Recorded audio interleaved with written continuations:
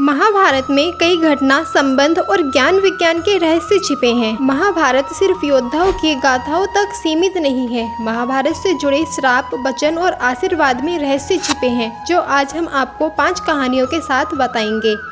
कहानी नंबर 1। क्या मारे गए थे अर्जुन? अर्जुन के 3 पुत्र थे। द्रौपदी से जन्मे अर्जुन के पुत्र का नाम श्रुतकर्मा था। द्रौपदी के अलावा अर्जुन की सुभद्रा, उलूपी और चित्रगंधा नामक 3 और पत्नियां थीं। सुभद्रा से अभिमन्यु, उलूपी से इरावन, चित्रांगदा से बभ्रुवाहन नामक पुत्रों का जन्म हुआ। चित्रांगदा का बभ्रुवाहन महाभारत के युद्ध में लड़ा था। कहते हैं कि अपने ही पुत्र द्वारा अर्जुन मारे गए थे। यह कैसे हुआ, इसके पीछे भी एक कथा है। महाभारत युद्ध समाप्त होने के बाद एक दिन महर्षि वेदव्यास और श्री कृष्ण के कहने पर पांडवों ने अश्वमेध यज्ञ करने का विचार किया। पांडवों ने शुभ मुहूर्त देखकर यज्ञ का शुभ आरंभ किया और अर्जुन को रक्षक बनाकर घोड़ा छोड़ दिया। वह घोड़ा जहाँ भी जाता अर्जुन उसके पीछे जाते। उनके राजाओं ने पांडवों की अधीनता स्वीकार कर ली। वहीं कुछ ने मैत्रीपूर्ण संबंधों के आधार पर पांडवों को कर देने की बात मान ली। वह घोड़ा घूमते घूमते मणिपुर जा पहुंचा। मणिपुर नरेश बभ्रुवाहन ने जब सुना कि मेरे पिता आए हैं, तब वह गणमान्य नागरिकों के साथ बहुत सा धन साथ में लेकर बड़ी विनय के साथ उनके दर्शन के लिए नगर सीमा पर पहुंचा। मणिपुर नरेश को इस प्रकार आया देख अर्जुन ने धर्म का आश्रय लेकर उसका आदर नहीं किया। उस समय अर्जुन कुछ कुपित होकर बोले, बेटा तेरा यह ढंग ठीक नहीं है। जान पड़ता है तू क्षत्रिय धर्म से बहिष्कृत हो गया है। पुत्र, मैं महाराज युधिष्ठिर के यज्ञ संबंधी अश्व की रक्षा करता हुआ तेरे राज्य के भीतर आया हूँ। फिर भी तू मुझसे युद्ध क्यों नहीं करता? क्षत्रियों का धर्म है युद्ध करना। अर्जुन ने क्रोधित होकर कहा, तुझे दुर्विद्ध को धिक्कार है, तो निश्चय ही क्षत्रिय धर्म से भ्रष्ट हो गया है। तभी तो एक स्त्री की भांति तू यहाँ युद्ध के लिश्न आए हुए मुझे शांतिपूर्वक साथ लेने के लिए चेष्टा कर रहा है। इस तरह अर्जुन ने अपने पुत्र को बहुत खरी खोटी सुनाई। उस समय अर्जुन की पत्नी नागकन्या उलूपी भी उस वार्तालाप को सुन रही थी। तब मनोहर अंगों वाली नागकन्या उलूपी धर्म निपुण बभ्रुवाहन के पास आकर यह धर्म संपत्त बात बोली, बेटा तुम्हें विदित होना चाहिए कि मैं तुम्हारी बीमाता नागकन्या उलूपी हूँ। तुम मेरी आज्ञा का पालन करो, इससे तुम्हें महान धर्म की प्राप्ति होगी। तुम्हारे पिता कुरुकुल के श्रेष्ठ वीर और युद्ध के मद से उन्मत्त रहने वाले हैं, अतः इनके साथ अवश्य युद्ध करो। ऐसा करने से ये तुम पर प्रसन्न होंगे, इसमें संशय नहीं है। यह सुनकर बभ्रुवाहन ने अपने पिता अर्जुन से युद्ध करने का निश्चय किया। तब अर्जुन और बभ्रुवाहन के बीच घोर युद्ध हुआ। कहते हैं कि इस युद्ध में बभ्रुवाहन मूर्छित हो गए थे और अर्जुन मारे गए थे। अर्जुन के मारे जाने का समाचार सुनकर युद्ध भूमि में अर्जुन की पत्नी चित्रांगदा पहुंचकर विलाप करने लगी। वह उलूपी से कहने लगी, तुम्हारी ही आज्ञा से मेरे पुत्र बभ्रुवाहन ने अपने पिता से युद्ध किया। चित्रांगदा ने रोते हुए उलूपी से कहा कि तुम धर्म की जानकार हो। बहन, मैं तुमसे अर्जुन के प्राणों की भीख मांगती हूँ। चित्रांगदा ने उलूपी को कठोर और विनम्र दोनों ही तरह के वचन कहे। अंत में उसने कहा, तुम्ही ने मेरे बेटों को लड़काड़ उनकी जान ली। मेरा बेटा भले ही मारा जाए, लेकिन तुम अर्जुन को जीवित करो, अन्यथा मैं भी अपने प्राण त्याग दूंगी। तभी मूर्छित बभ्रुवाहन को होश आ गया और उसने देखा कि उसकी माँ अर्जुन के पास बैठकर विलाप कर रही है और विमाता उलूपी भी पास ही खड़ी है। बभ्रुवाहन अपने पिता अर्जुन के समक्ष बैठकर विलाप करने लगा और प्रण लिया कि अब मैं भी इस रणभूमि पर आमरण अनशन कर अपनी देह त्याग दूंगा। पुत्र और माँ के विलाप को देख सुनकर उलूपी का हृदय भी पसीज गया और उसने संजीवन मणिका का स्मरण किया। नागों के जीवन की आधारभूत मणि उसके स्मरण करते ही वहां आ गई। तब उन्होंने बभ्रुवाहन से कहा, बेटा उठो, शोक मत करो। अर्जुन तुम्हारे द्वारा परास्त नहीं हुए हैं। ये मनुष्य मात्र के लिए अजय है। लो, यह दिव्य मणि अपने स्पर्श से सदा मरे हुए सांपों को जीवित क्या करती है। इसे अपने पिता की छाती पर रख दो। इसके स्पर्श होते ही वे जीवित हो जाएंगे। बभ्रुवाहन ने ऐसा ही किया। अर्जुन देर तक सोने के बाद जागे हुए मनुष्य की भांति जीवित हो उठे। फिर उन्होंने अश्वमेघ का घोड़ा अर्जुन को लौटा दिया और अपनी माताओं चित्रांगदा और उलूपी के साथ युधिष्ठिर के अश्वमेघ यज्ञ में शामिल हुए। कहानी नंबर 2। कैसे मिले अर्जुन को उलूपी? अर्जुन की चौथी पत्नी का नाम जलपरी नागकन्या उलूपी था। उन्हीं ने अर्जुन को जल में हानि रहित रहने का वरदान दिया था।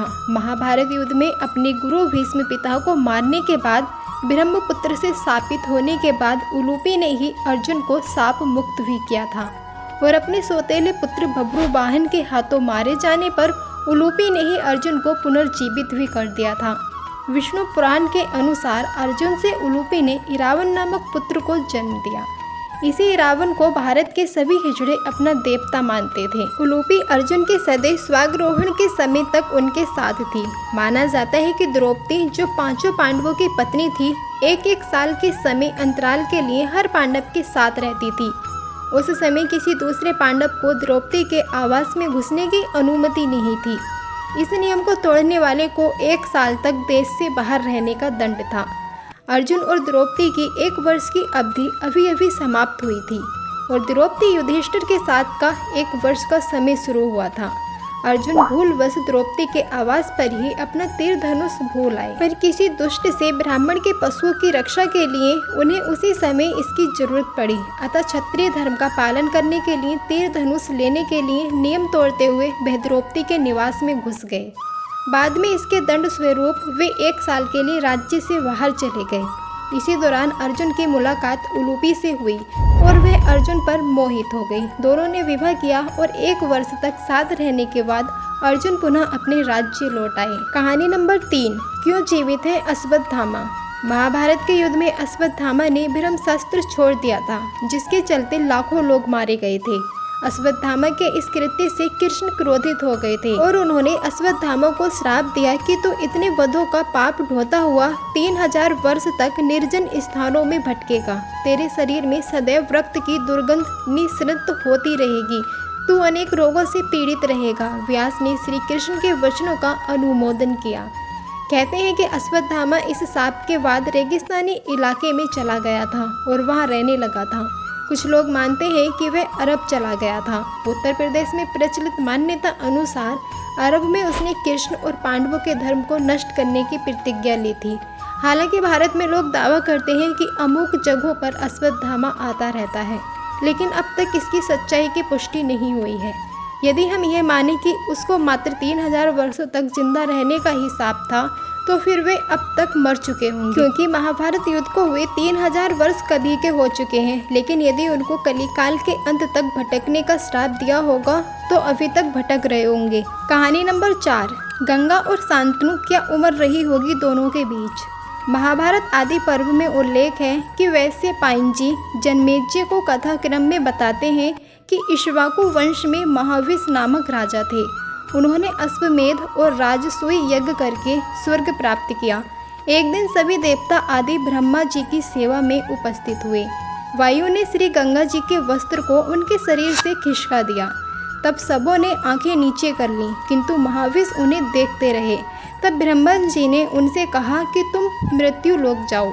जिस गंगा को तुम देखते रहे हो वह तुम्हारा आपिर्य करेगी। इस प्रकार उनका जन्म प्रतीक के पुत्र शांतनु के रूप में हुआ। प्रतापी राजा प्रतीप के बाद उनके पुत्र शांतनु हस्तिनापुर के राजा हुए। पुत्र की कामना से शांतनु के पिता महाराजा प्रतीप गंगा के किनारे तपस्या कर रहे थे।